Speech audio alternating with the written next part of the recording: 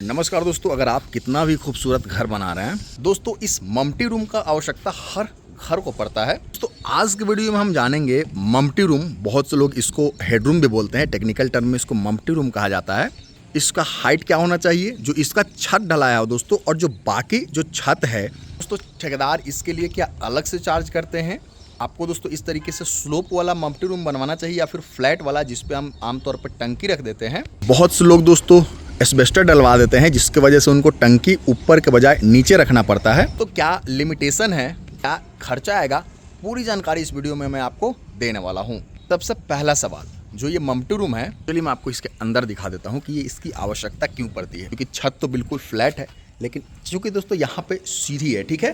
छत को दोस्तों अगर मान लीजिए कि एक्सटेंड करेंगे ना, तो ये सीढ़ी का हम यूज़ नहीं कर पाएंगे। इसके लिए दोस्तों एक इस तरीके का मम्टी रूम की आवश्यकता पड़ती है। अब बात कर लेते हैं इसका हाइट कितना रखें। उससे पहले दोस्तों ये जो इसका छत है ना, इसको अगर दोस्तों इस तरीके से स्लोप वाला बनाएंगे, डिजाइन तो बहुत बढ़िया लग रहा है दोस्तों, लेकिन इसका ड्रॉबैक ये है कि इस पे आप टंकी नहीं रख पाएंगे।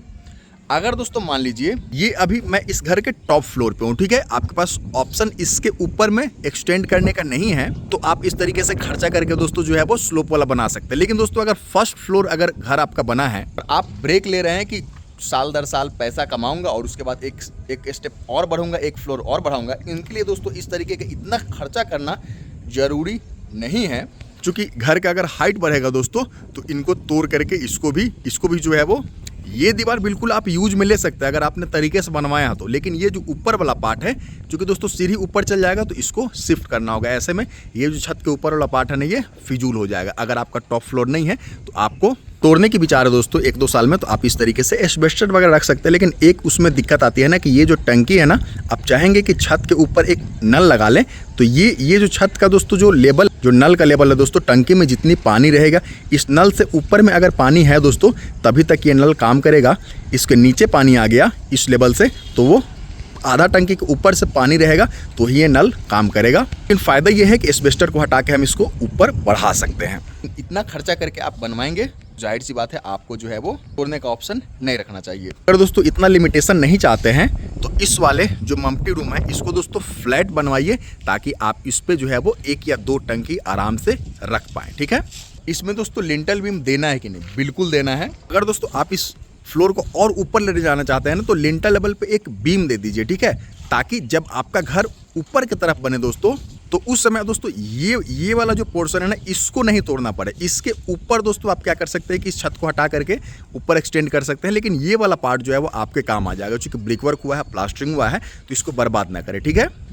इसलिए दोस्तों ये समझ करके बनाए कि आगे के चल करके दोस्तों इस तरीके से फ्लोर बढ़ता है, तो उसी वाले बीम को दोस्तों कंटिन्यू जो है वो किया जाए। अब ठेकेदार इसको बनाने का किस तरीके से बात करते हैं, ये भी मैं आपको कम से कम 2 सिचुएशन बता रहा हूँ। बहुत से ठेकेदार क्या करते हैं दोस्तों कि इस रूम को बनाने का ना अलग से चार्ज लेते हैं। अब आप पूछेंगे दोस्तों कि इसका चार्ज कितना होता है। दोस्तों इसको अगर स्क्वायर फीट में बनाया ना, तो अगर मान लीजिए छत का नापी जितने से चलता है, मान लीजिए कि 180 रुपये से लेकर के 220 रुपये, 250 रुपये तक भी दोस्तों डिपेंड करता है एरिया के हिसाब से। तो जो छत के लिए जो दोस्तों रेट आपको लगता है ना, वही रेट में इसको भी बनाया जाता है। मतलब कि इसको बनाने में मान लीजिए कि इसमें तो ज़्यादा खर्चा हुआ है, क्योंकि इसमें एक्स्ट्रा काम भी किया गया। नॉर्मली अगर बनवाते हैं ना, तो 25,000 के करीब में दोस्तों ये बन जाएगा। मेजरमेंट में आपको कन्फ्यूजन होता है ना, तो आप डायरेक्ट बात कर सकते हैं कि पूरा मुझे इस तरीके का काम चाहिए, मैं 25,000, 20,000, जो भी आप जितना कम में कर सके उतने में आपको दूंगा, ठीक है।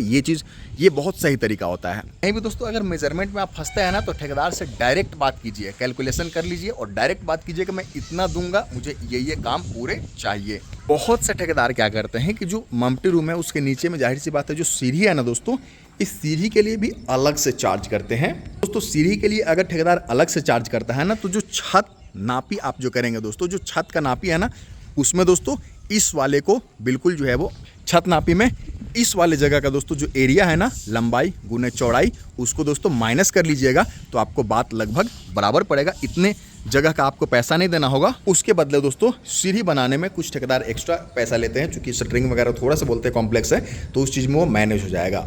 तो स्टील की रेलिंग लगाते समय हमेशा ध्यान देंगे ना कि जो ये राउंडेड पाइप रहता है ना, वो थोड़ा सस्ता आता है स्क्वायर पाइप से, ठीक है। तो विथ मटेरियल बनवाए, विदाउट मटेरियल बनवाया दोस्तों, स्टील रेलिंग का जो रेट है सर्कुलर जो गोल रहता है दोस्तों उसका कम पड़ता है, और जो स्क्वायर रहता है उसका ज़्यादा पड़ता है। इस चीज़ का ध्यान देंगे।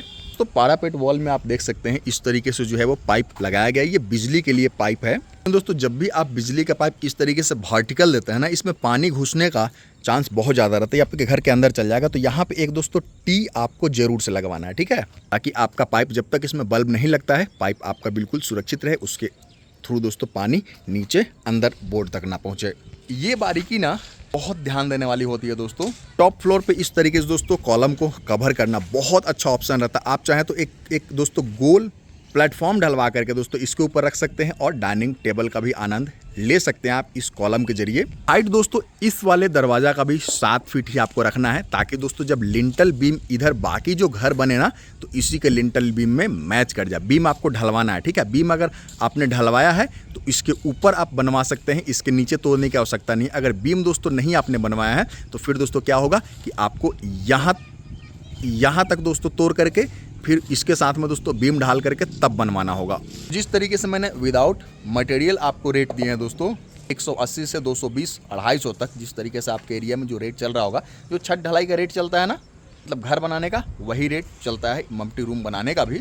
हाउस कंस्ट्रक्शन से रिलेटेड कोई भी जानकारी के लिए दोस्तों आप चैनल को सब्सक्राइब कर सकते हैं। फिर मिलता हूँ, कोई भी पॉइंट छूट गया है। हाँ, विथ मटेरियल भी अगर बात करें दोस्तों, तो जो आपको घर बनाने में लग रहा है ना, उसका 75% दोस्तों विथ मटेरियल जो रेट ले रहे होंगे ठेकेदार, उसके 75% जो है वो इसको बनाने में लगता है। फिर मिलता हूँ, इजाज़त दीजिए, नमस्कार, धन्यवाद।